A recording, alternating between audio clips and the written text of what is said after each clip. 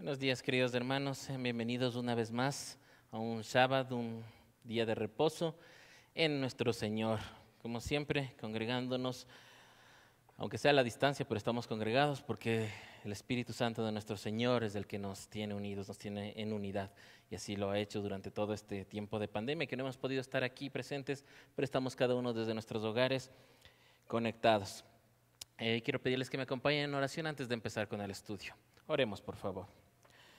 Bendito Dios que estás en las alturas, Dios del universo, Rey del universo, Dios creador y dador de vida, dueño de todo, dueño nuestro, Padre de las luces, Señor de los ejércitos, Señor sanador, Dios de estandarte nuestro. Gracias te queremos dar por este día de vida que nos regalas, que nos otorgas, Señor, por las bendiciones y cuidados que nos has mostrado, Señor.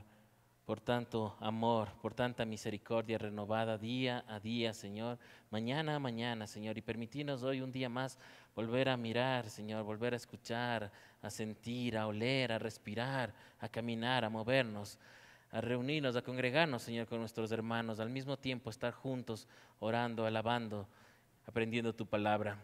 Gracias te damos por eso, Señor. Gracias por lo que haces en cada uno de los hogares, Señor, por la provisión, por el pan, por el techo, por el vestido, por nuestros seres queridos, Señor, por nuestra familia en Cristo, por esta congregación a la que tú has permitido que se mantenga y se sostenga, Señor, solo por tu gracia, solo por tu amor, Señor, porque tú has puesto en el corazón de los miembros de esta pequeña iglesia, Señor, el mantener los diezmos y ofrendas, Señor, que nos ha servido para mantenernos, para mantener económicamente, Señor, la ayuda a otras iglesias, la ayuda a hermanos en necesidad que mes a mes reciben canasta, la ayuda social a la obra social que tenemos en la mitad del mundo, Señor, y también mantener la parte administrativa a los empleados de las iglesias, Señor.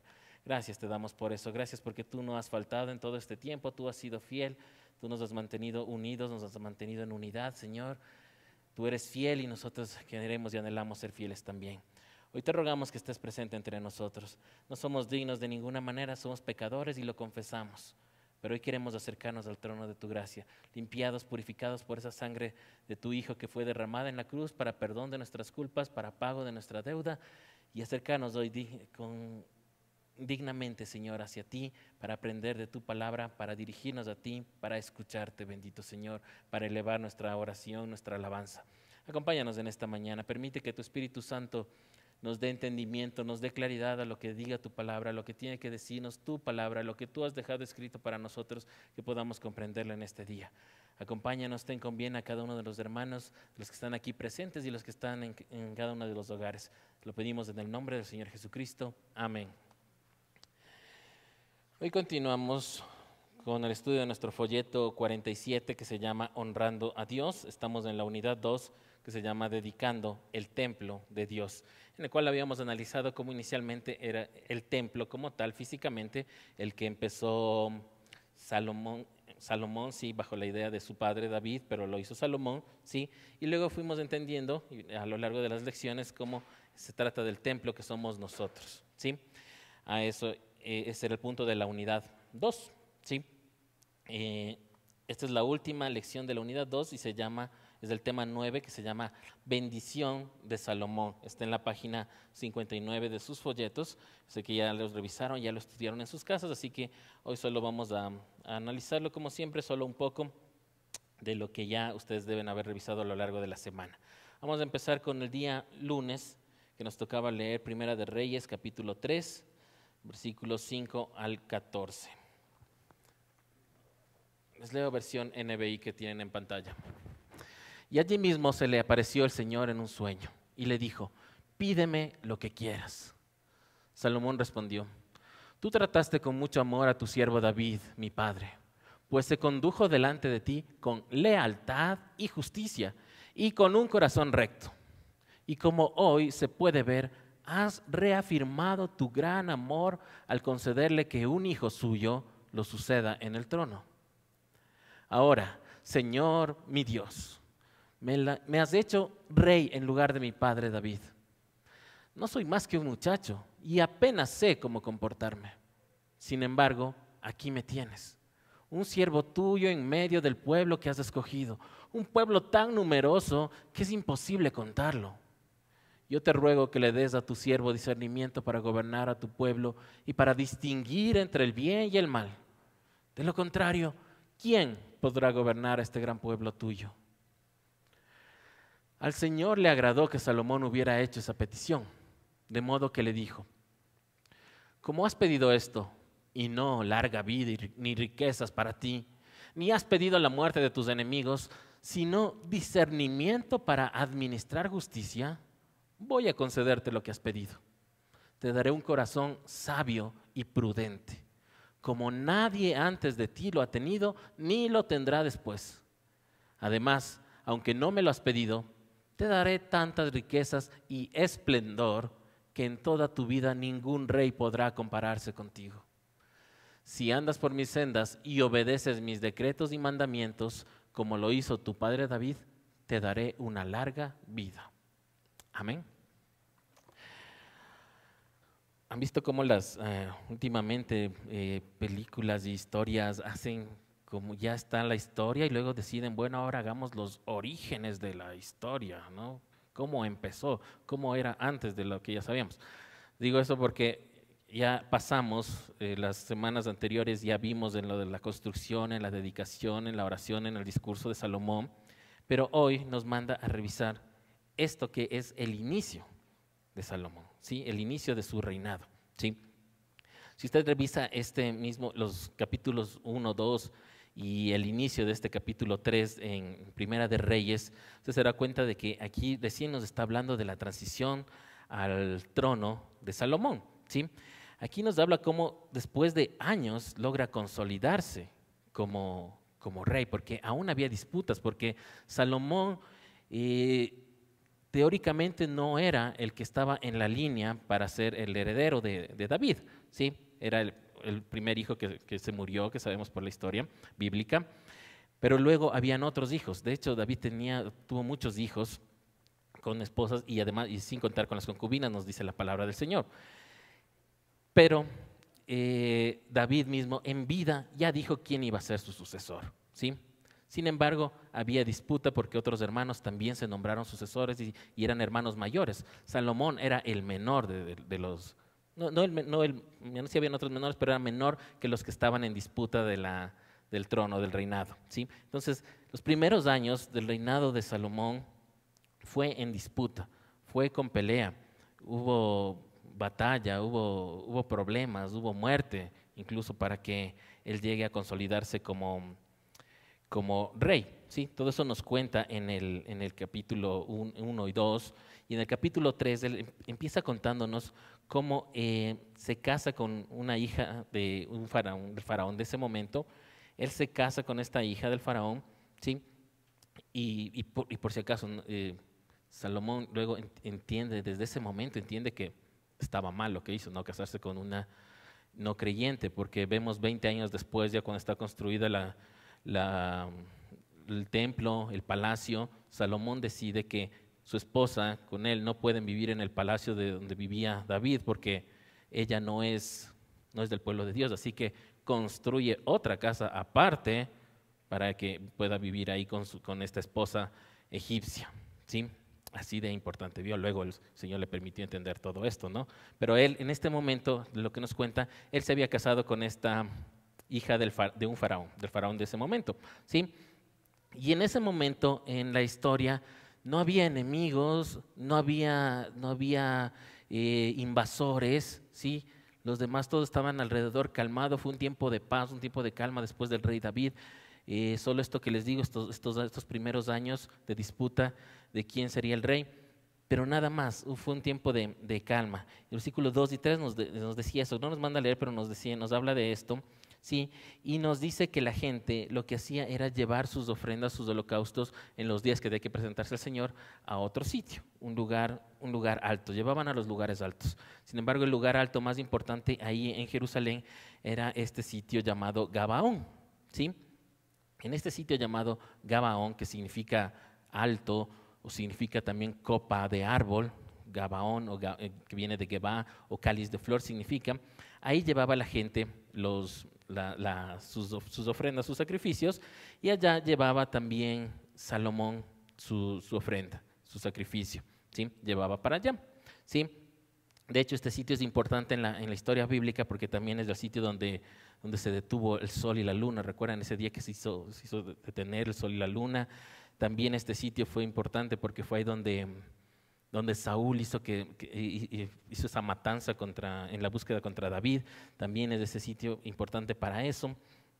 Sí, todo eso nos cuenta la historia bíblica, pero no voy a entrar tanto en detalles. Entonces ahí estaba, por decirlo, el sitio, ahí estaba el tabernáculo, ahí estaba el sitio, es decir, que ahí estaba un altar de bronce también, el antiguo.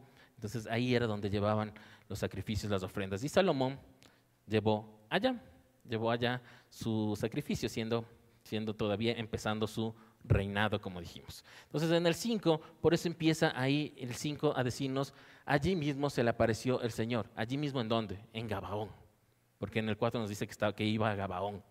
¿Sí? Entonces, ahí mismo en Gabaón se le aparece el Señor en un sueño. Sí, es un sueño, la palabra es de dormir, ¿sí? De los sueños que tiene al dormir. Entonces, aparentemente se quedaba también a dormir o a algo ahí, ¿sí? Y nos dice que el Señor, Jehová, Yahweh, le dice que le pida lo que quiere y le va a conceder, ¿sí? Y lo que hace en el 6, vemos como Salomón lo que le responde es primero, como dijimos, más o menos la estructura de cuando nos dirigimos al Señor, ¿no? Agradecerle por todo lo que ha hecho, agradecerle por el amor que mostró por su Padre, por cómo caminó en lealtad y justicia con un corazón recto, su Padre, y que ha cumplido las promesas y que hoy, y dice hoy, porque en ese momento recién Salomón se sentía que ya estaba reafirmado en el trono. Y eso que a pesar que unos años antes ya estaba él reinando, pero como les digo, había estas disputas. Pero en ese momento él se sentía ya reafirmado en el trono. Entonces lleva este sacrificio allá y el Señor se le presenta en el sueño. Entonces ahí, en el 7, empieza con humildad respondiendo Salomón, como ustedes ven ahí, reconoce que es un muchacho. Reconoce que es un muchacho en el 7, ¿no es cierto? Dice, me has hecho un rey en lugar de mi padre, más... No soy más que un muchacho. Y esta palabra ya la habíamos revisado en alguna otra lección, el significado de esta palabra muchacho, que es la 5287 en el diccionario Strong, en el diccionario del hebreo, que significa esta etapa entre la infancia y toda la adolescencia, ¿sí? Así que un muchacho es alguien que todavía no pasa de los 20 años, ¿sí? Ya no es niño, pero aún no pasa de los 20 años. Así que imagínense cuando entró a ser rey Salomón, ¿sí? Se dice que más o menos tenía 20 años en este momento, ¿sí? Según la historia no bíblica, pero se dice así, ¿ya? Y para el templo fue 20 años después, ¿no?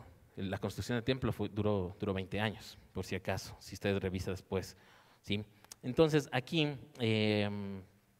reconoce que es un muchacho y que le ha escogido para estar al frente de todo un pueblo numeroso, grandísimo, incontable. Para ese momento había recién pasado el censo que hizo David, donde vieron que había 800,000 hombres, solo varones mayores de 20 años del pueblo de Israel, y había 500,000 varones mayores de 20 años de la parte de Judá. Entonces, sin contar con los menores y sin contar con mujeres, ¿no? Entonces, imagínense que toda esta gente era la que tenía.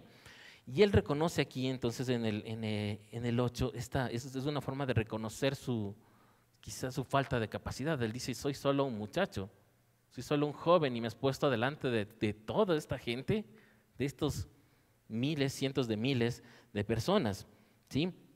Así que en el 9, lo que él pide, lo que él ruega es por discernimiento.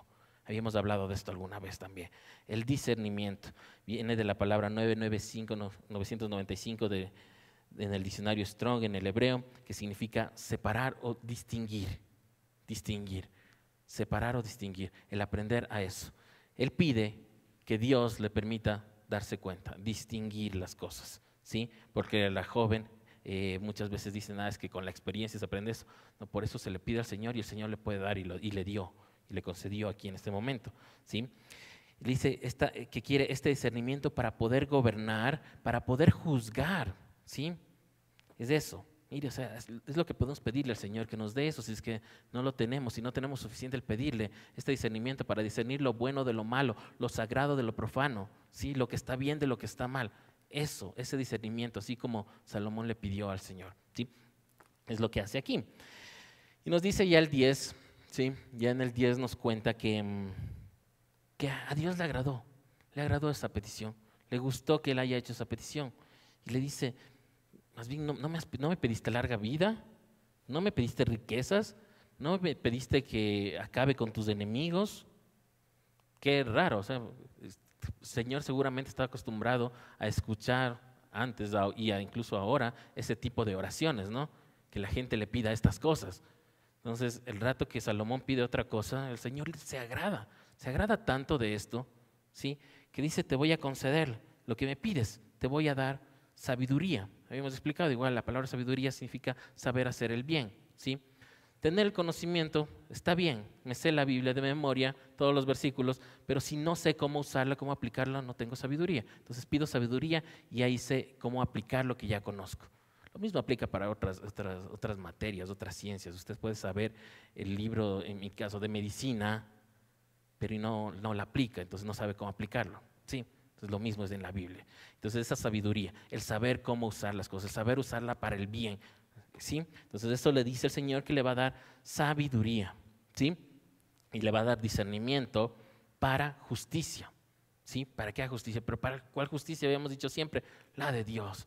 Para que Él entienda que no puede hacer su justicia, sino la justicia que ya el Señor ha dejado escrito, la que el Señor quiere, ¿sí?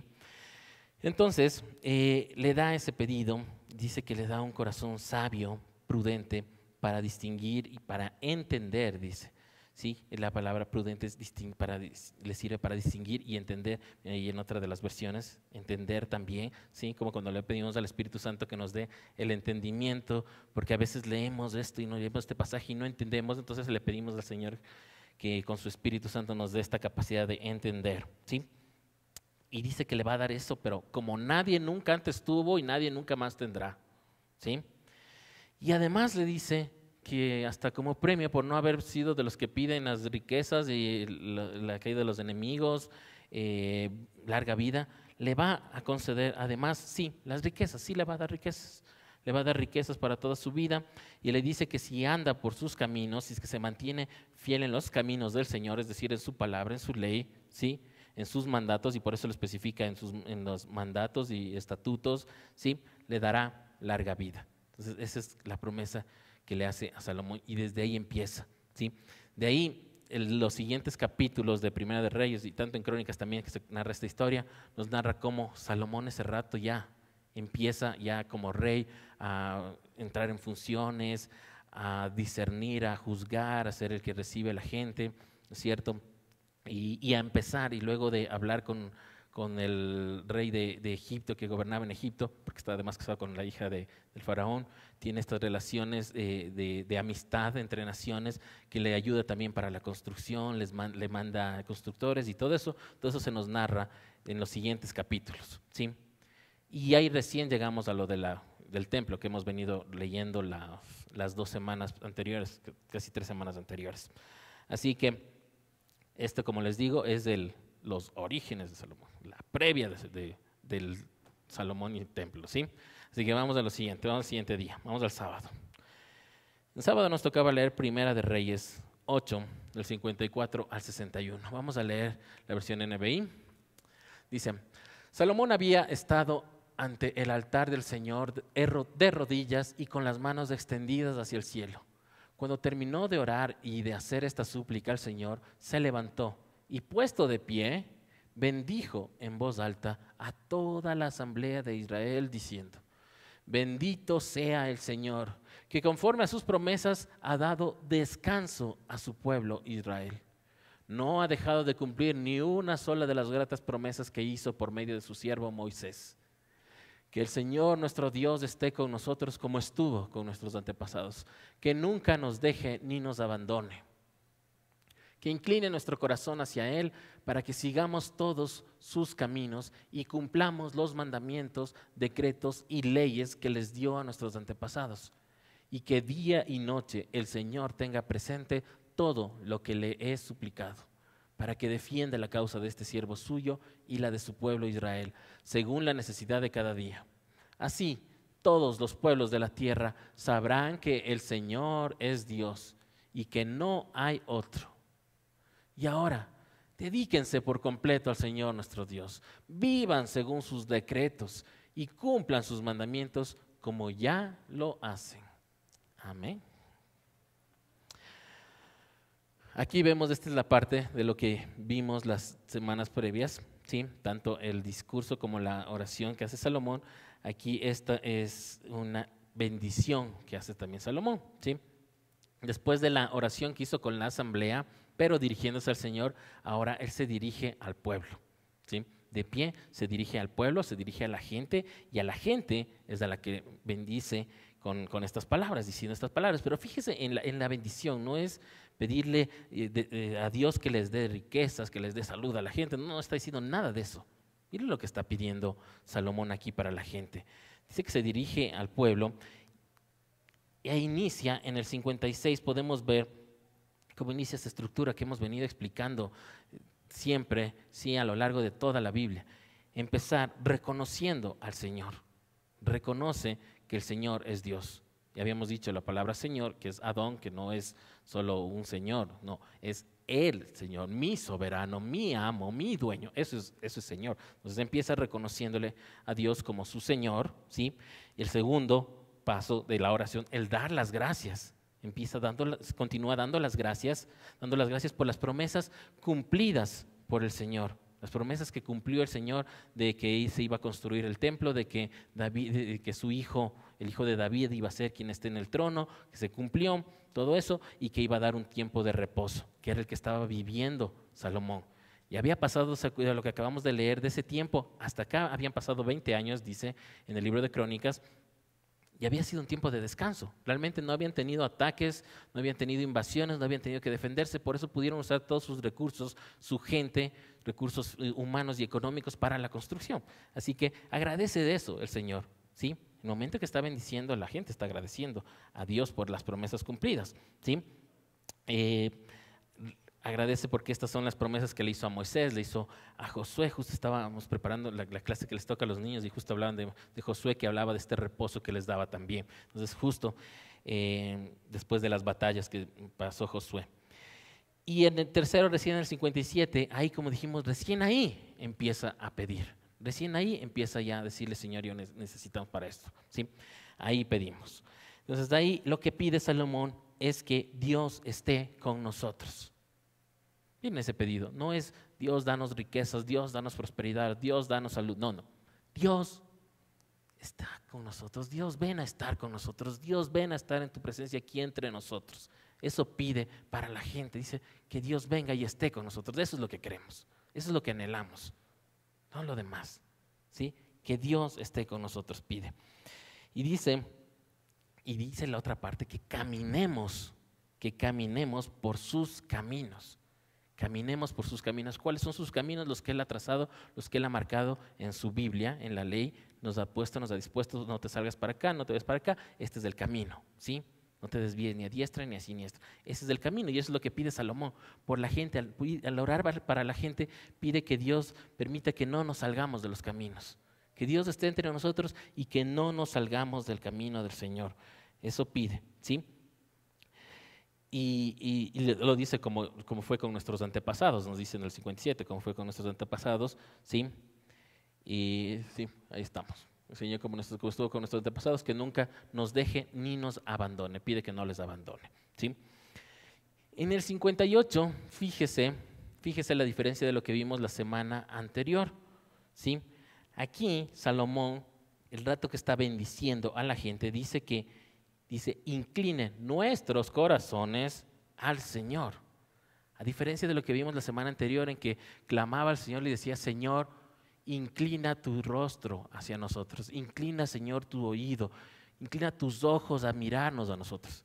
Aquí Él, ante la gente, le dice, inclinemos nuestros corazones hacia Dios, ¿sí? Y ahí vemos esta relación, ¿cierto? ¿Sí? Entonces, esa es en la oración, que todos inclinemos nuestros rostros, nuestros corazones, es decir, nuestra alma, nuestro ser, nuestra actitud, inclinemos hacia el Señor, caminemos por sus caminos, ¿sí? Esa es la diferencia, ¿sí? En el 59 dice que defienda su causa, defienda la causa del pueblo, ¿sí? Que en ese momento era que darle la gloria a Él, estar con el Señor, congregarse, reunirse, servirle, ir a las fiestas, todo eso, ¿sí? Cumplir con el Señor, ¿sí? En ese momento, porque no estaban en batallas, ¿sí? Pero que defienda su causa, ¿sí?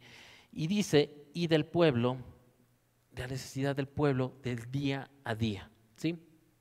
Más o menos como la oración que nos enseña el Señor Jesucristo también cuando estuvo aquí en tierra. Pedir por el día a día. Que no pidas, bueno, te pido por el resto de este mes, te pido por el resto de este año. No, día a día nos habla de la oración día a día, que pidamos y que nos escuche el Señor, ¿sí? Y el 60 quizá podría ser hasta el más importante, dice que todos los pueblos de la tierra sepan que Yahweh, en el original, es Dios y Señor, ¿sí? Así que eso pide para el pueblo, ¿sí? Que los pueblos de la tierra, que podamos ser usados, que la gente sea usado, ¿para qué? Para que los otros pueblos de la tierra, los que nos ven, los que nos escuchan, los que están cerca de nosotros, conozcan a Dios y conozcan que Él es el único y verdadero Señor, ¿sí? Y bueno, y el 61 cierra diciéndole, así que dedíquense por completo ya, o sea, y la palabra completo en esta significa perfección, ¿sí? Significa un perfecto ánimo para hacer esto, para cumplir esto, ¿sí? ¿En qué? Y ahí dice, viviendo de acuerdo a sus leyes, a sus mandatos, decretos, ¿sí? Vamos al siguiente, vamos al martes, para no tomarnos tanto tiempo. Vamos al martes. Martes nos tocaba leer Primera de Reyes, capítulo 9, del 1 al 9. Dice, cuando Salomón terminó de construir el templo del Señor y el palacio real, cumpliendo así todos sus propósitos y deseos, el Señor se le apareció por segunda vez, como lo había hecho en Gabaón, y le dijo, he oído la oración y la súplica que me has hecho. Consagro este templo que tú has construido para que yo habite en él por siempre. Mis ojos y mi corazón siempre estarán allí. En cuanto a ti, si me sigues con integridad y rectitud de corazón, como lo hizo tu padre David, y me obedeces en todo lo que yo te ordene, y cumples mis decretos y leyes, yo afirmaré para siempre tu trono en el reino de Israel, como le prometí a tu padre David cuando le dije, nunca te faltará un descendiente en el trono de Israel. Pero si ustedes o sus hijos dejan de cumplir los mandamientos y decretos que les he dado, y se apartan de mí para servir y adorar a otros dioses, yo arrancaré a Israel de la tierra que le he dado y repudiaré el templo que he consagrado en mi honor. Entonces Israel será el hazme reír de todos los pueblos. Y aunque ahora este templo es imponente, llegará el día en que todo el que pase frente a él quedará asombrado y en son de burla preguntará, ¿por qué el Señor ha tratado así a este país y a este templo? Y le responderán, porque abandonaron al Señor su Dios, que sacó de Egipto a sus antepasados, los israelitas, y se echaron en los brazos de otros dioses, a los cuales adoraron y sirvieron. Por eso el Señor ha dejado que les sobrevenga tanto desastre. Amén. Aquí ya construido el templo, ya después de esta bendición que acabamos de ver, ¿sí? El Señor se le aparece, es como ya la respuesta, ya hizo la oración, hizo la dedicación, hizo la oración con la gente, ¿sí? Y después se le vuelve a aparecer el Señor, ¿sí? Como en Gabaón, dice, por eso dice como Gabaón por segunda vez. Y Gabaón es por eso lo que estudiamos y vimos que fue al comienzo, 20 años antes que se le apareció, ¿sí? Entonces aquí se le vuelve a aparecer, ¿sí? Y le responde diciéndole que sí, escuchó su súplica, escuchó la oración que hizo ahí en el templo con la gente y que todos hicieron juntos, ¿sí? Y confirma que sí, va a habitar en ese lugar, va a habitar en el templo, ¿sí? Y que sus ojos, que su corazón va a estar ahí, fijándose a todo lo que suceda en ese templo, tal como ha pedido, como ha suplicado. Lo que decíamos, si es que vamos a pedir eso, asegúrese de eso, porque el Señor va a estar ahí, el Señor le va a decir, sí, perfecto, voy a estar atento a todo, ¿sí?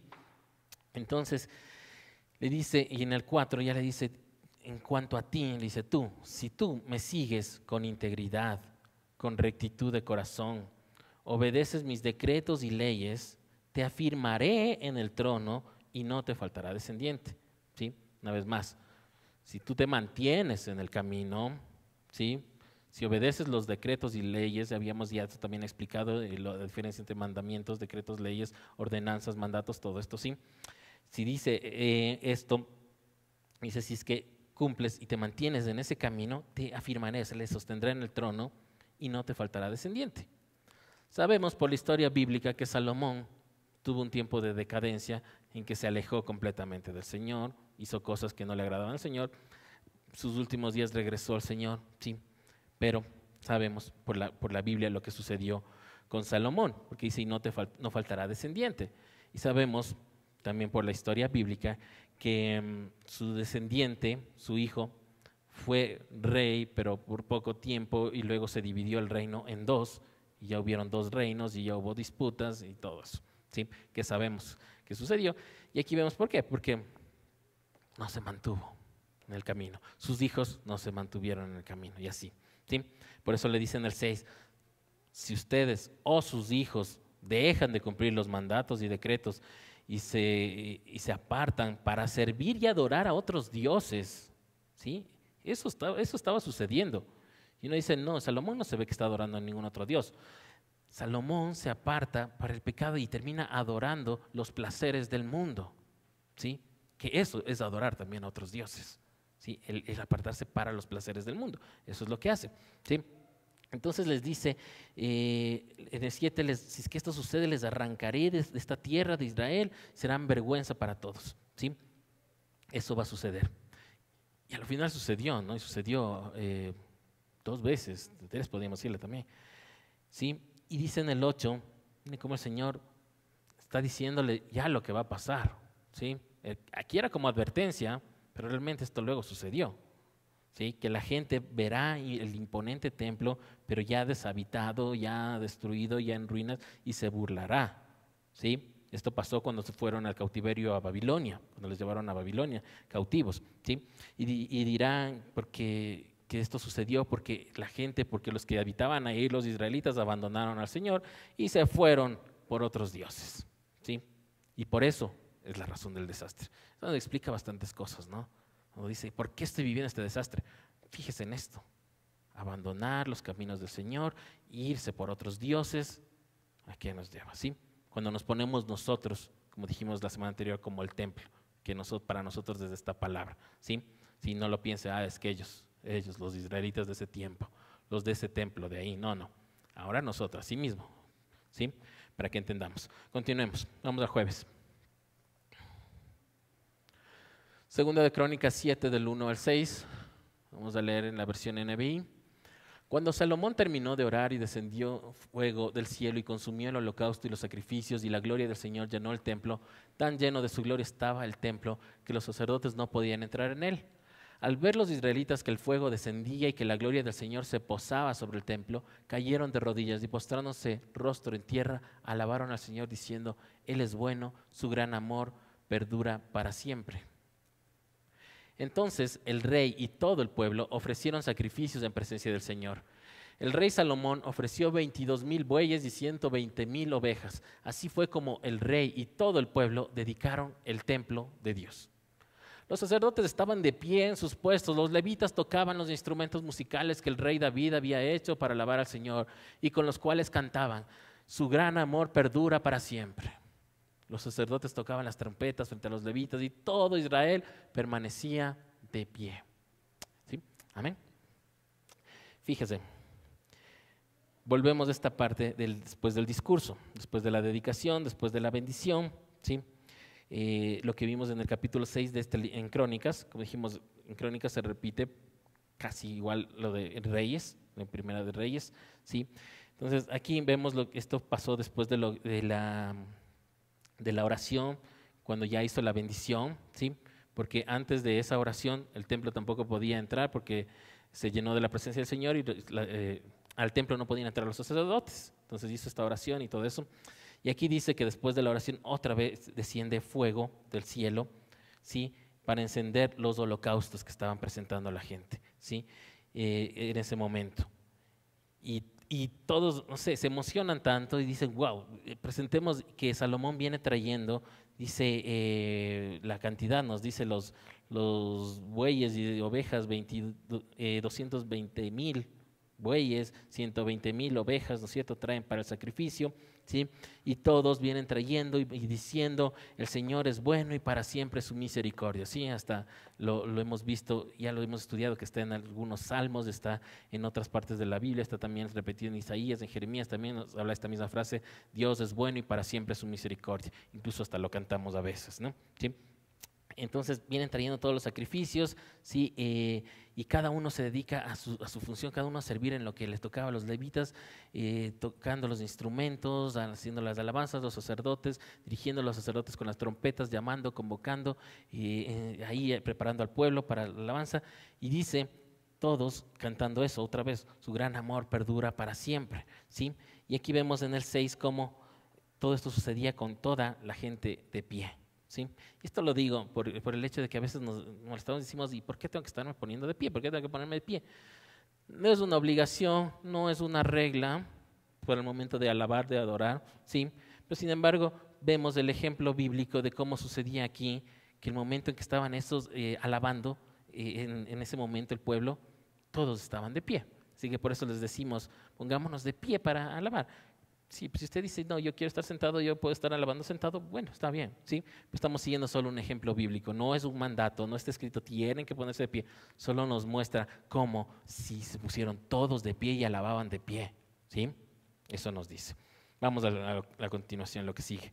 El día viernes, 2 de Crónicas 7, del 8 al 11. Día viernes, 2 de Crónicas, capítulo 7, versículos 8 al 11. Leo versión NBI. En aquella ocasión, Salomón y todo Israel celebraron la fiesta durante 7 días. Era una inmensa asamblea que había acudido de todo lugar, desde el Lebo Hamad hasta el río de Egipto. Al 8º día tuvieron una asamblea solemne, porque habían celebrado la consagración del altar durante 7 días y la fiesta durante 7 días más. El día 23 del mes séptimo, Salomón envió al pueblo a sus casas, y ellos regresaron contentos y llenos de alegría, por el bien que el Señor había hecho en favor de David, de Salomón y de su pueblo Israel. Cuando Salomón terminó el templo del Señor y el palacio real, llevando a feliz término todo lo que se había propuesto hacer en ellos, ¿sí? Y ahí, bueno, luego nos va a continuar diciendo la explicación, pero bueno, hasta ahí se queda lo que nos tocaba leer, ¿sí? Sí, del 8 al 11. Entonces, aquí lo importante es que la fiesta duró 7 días, la fiesta de dedicación del templo. Esto habíamos hablado porque en algún rato nos tocó también en uno de los folletos revisar este pasaje, ¿sí? Entonces, ahí habíamos visto de la no sé si polémica o que no se entiende muy bien cuántos días mismo fueron, ¿sí? Porque en algunas versiones dice 7 días y 7 días más, ¿sí? Entonces, diríamos, fueron 14. ¿Sí? 14 días de fiesta. Pero en otro solo dice los 7 días de fiesta y 7 de dedicación, que serían los mismos 7 días, que podrían ser los mismos 7 días, ¿sí? De la fiesta. ¿De cuál fiesta están hablando? Están hablando de la fiesta de tabernáculos, de la fiesta de cabañas, ¿sí? Porque ahí nos dice claramente el 23 del mes séptimo, ¿sí? El 23 del mes séptimo es el último día de la fiesta de cabañas, que dura 7 días, ¿sí? El 23. Entonces, si fueron 7 días de fiesta, lo hicieron en los mismos 7 días de cabañas, y si es que es 7 días más, tuvieron que haberlo hecho 7 días antes, pero 7 días antes estábamos en la parte de entre Yom Kippur, que es los días que son del perdón, sí que esa parte no se entiende muy bien, ¿sí? Y ahí en las distintas versiones cambian, ¿sí? Pero en la original sí nos dice esos 7 días. ¿Sí? Y esos 7 días son los 7 días de tabernáculos, porque como dice aquí en el 23 del mes séptimo, Salomón les dice que ya se vaya, ¿sí? El 23 será el 23 del mes séptimo en el calendario del Señor, será también el día que tengamos el último día de fiesta de tabernáculos, como siempre, como todos los años. Así, entonces, fueron 7 días, fueron 14, Nos queda claro, pero de todas formas sabemos que cumplieron la fiesta ya del Señor, la fiesta de tabernáculos, la fiesta de dedicación, esos 7 días, y ya con el templo construido. ¿Sí? Eso lo importante de este pasaje. Y como todos se fueron contentos, alegres después de la fiesta, llenos de gozo por el favor del Señor, porque el Señor se mostró, porque el Señor se presentó, porque el Señor cumplió sus promesas. ¿Sí? Y bueno, y aquí está lo que nos dice de que se le apareció otra vez, ¿no es cierto? Es lo que continúa en el 11. En el 11, lo que continuaba, lo que se queda ahí como parece inconcluso el versículo, sí, el 11, y dice, llega a feliz término todo lo que se había propuesto hacer en ellos, y luego lo que continúa es lo que ya revisamos, lo que ya leímos, pero en la versión de Reyes, ¿sí? De cuando se le presenta el Señor por segunda vez para decirle que sí, acepta habitar ahí, ¿sí? Vamos al siguiente día, si alcanzamos todavía, sí. Domingo, Segunda de Crónicas 29, del 3 al 11. Segunda de Crónicas 29, ya nos saltamos hasta el 29, vamos del 3 al 11, versión NBI, les leo. Dice, en el mes primero del primer año de su reinado, Ezequías mandó que se abrieran las puertas del templo del Señor y las reparó. En la plaza oriental convocó a los sacerdotes y a los levitas y les dijo, levitas, escúchenme, purifíquense ustedes y purifiquen también el templo del Señor, Dios de sus antepasados, y saquen las cosas profanas que hay en el santuario. Es un hecho que nuestros antepasados se rebelaron e hicieron lo que ofende al Señor nuestro Dios y que lo abandonaron. Es también un hecho que le dieron la espalda al Señor y que despreciaron el lugar donde Él habita. Asimismo, cerraron las puertas del atrio, apagaron las lámparas y dejaron de quemar incienso y de ofrecer holocaustos en el santuario al Dios de Israel. Por eso la ira del Señor cayó sobre Judá y Jerusalén y los convirtió en objeto de horror, de desolación, de burla, tal como ustedes pueden verlo ahora con sus propios ojos. Por eso nuestros antepasados murieron a filo de espada y nuestros hijos, nuestras hijas y nuestras mujeres fueron llevados al cautiverio. Yo me propongo ahora hacer un pacto con el Señor, Dios de Israel, para que retire de nosotros su ardiente ira. Así que, hijos míos, no sean negligentes, pues el Señor los ha escogido a ustedes para que estén en su presencia y le sirvan, sean sus ministros y le quemen incienso. Amén. Esta parte ya es muchísimos capítulos después, ¿ya? Esto es ya después del reinado de Salomón. Y era lo que dijimos, cómo se dividió en dos, ¿sí? En su hijo y otro más, y otro líder. Se dividió el reino, se dividió en Judá y en Israel, ¿sí? Y hubieron reyes distintos, pero ya del lado de Judá era donde debía mantenerse la línea de los hijos, el hijo de David, el hijo de Salomón, el hijo del hijo de Salomón, y así debía mantenerse, ¿sí? Y así se mantuvo. Sin embargo, como Dios les advirtió y lo leímos, si es que alguno de ellos o sus hijos se apartaban del camino, el Señor les iba a abandonar y les iba a castigar, iba a apartar. Si es que ellos le daban la espalda y veían a otros dioses, el Señor iba a castigar y mostrar su horror, ¿sí? Y dejarles que sean burla. Todo eso sucedió porque hasta Sedequías, que es el último de la línea de David, de los hijos de David, ¿sí? Y de ahí recién viene el cautiverio de Babilonia. En Sedequías se acabó la línea de hijo de David hacia el que sigue, ¿sí? Se acaba ahí. Pero en el que vamos a leer hoy es Ezequías, ¿sí? Es uno de los reyes buenos, porque a lo largo vamos viendo, Vero me parece que explicó en uno de los sermones hace algún tiempo cómo había un rey bueno, un rey malo, un rey bueno, un rey malo, y siempre empieza diciendo, hizo lo correcto ante los ojos de Dios, y este no hizo lo correcto, y el siguiente rey, este sí fue bueno, este sí fue uno malo, y así. Ezequías, del que estamos hablando en este capítulo, era uno de los buenos, ¿sí? Era uno de los buenos, que hizo las cosas buenas, y en el versículo 2 de este capítulo, de hecho, dice que hizo lo recto ante Dios como su padre David, ¿sí?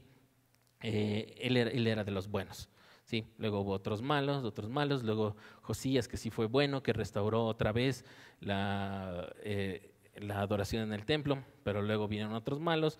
De hecho les puse también un cuadro donde estaba en la línea de los, no sé si alcanzan a ver, pero bueno, fue por el lado derecho en el verde. Ahí nos vamos de Salomón, Roboam, de ahí viene Abías, Asá, Josafat, Joram, luego Cosías, Joás, Amasías, Asías, Jotán, Acaz, Ezequías, que es el que estamos leyendo en este momento, que es uno de los buenos, ¿sí? Él tiene Manasés, y Manasés nos dice que él se aparta completamente, hace tratos con los egipcios y se va por otros dioses, igual que Amón por otros dioses. Luego regresa Josías y un rey niño retoma y es uno de los buenos.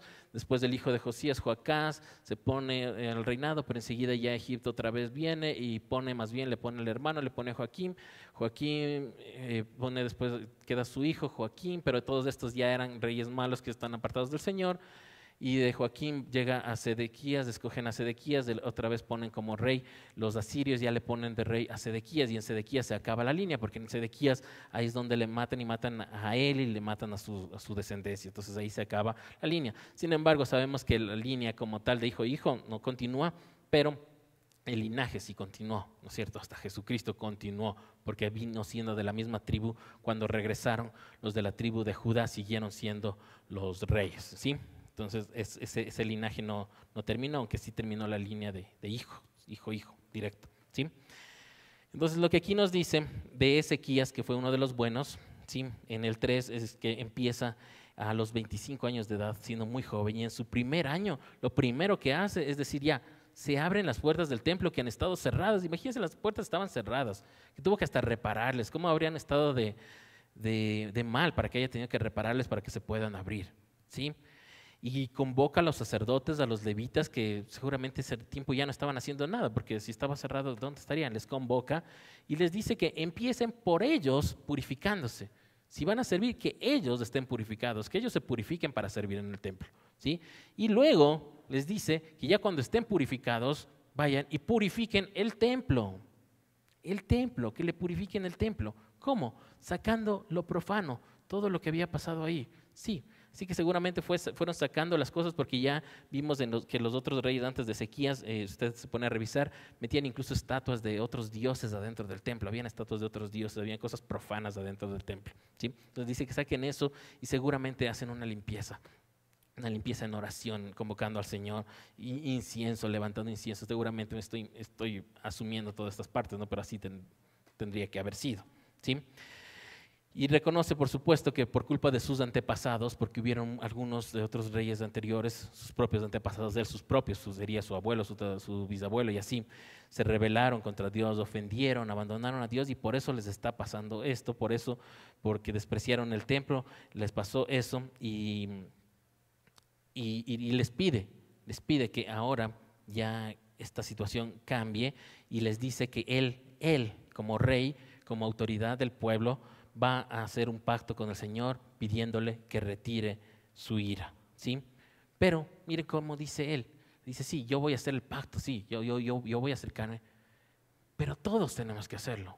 Pero es con todos, ¿sí? O sea, todos juntos, todos en conjunto, vayamos, y les dicen en el 11, no sean negligentes o no se engañen, o sea, ustedes también. Les dice el Señor a ustedes, a los que están aquí, los que están escuchando, ¿sí? Y podemos decirlo en este momento, el Señor les escogió para que sean parte de su pueblo. El Señor por tanto, les escogió para servirle. Les escogió para llevar el incienso. Les escogió para ser ministros, les dice en el 11, ¿no es cierto? Sí. Y fue así. Y ahí nos cuenta que después de eso, ya el resto no nos manda a leer, pero nos habla que ya sí hicieron lo bueno durante algunos años, hasta que fue el cambio, lo que les digo, ya el siguiente rey ya con Manasés ya no fue lo mismo, ¿sí? Pero durante años, mientras este rey que sí era temeroso del Señor, hizo purificar a todo, que se purifique la gente, que vuelva a servir y que purifiquen el templo, ¿sí? Luego solo nos faltó Mateo 6:25, donde nos habla del día miércoles nos tocaba leer, de no preocuparnos de qué comeremos, de qué beberemos, de qué vestiremos, ¿no? Sí, que el Señor siempre ha sido el que provee. Y este versículo nos pone, este pasaje nos pone en relación de lo que aquí nos dice, si ni Salomón se vestía como se visten como Dios viste a los lirios, como Dios viste a la naturaleza, ni Salomón en su esplendor, o sea, en el mejor momento de Salomón que acabamos de leer, ni él se vestía tan lindo como Dios viste a la naturaleza. Así que nos dice a nosotros, no se preocupen, ustedes no anden preocupados viendo qué comeremos, qué beberemos, qué vestiremos, sino que se preocupen en agradar al Señor. Y por eso les dice hombres de poca fe, es el pasaje, ¿sí? Y con eso terminamos el estudio, ¿sí? Vamos a los anuncios, por favor. Que el Señor les bendiga.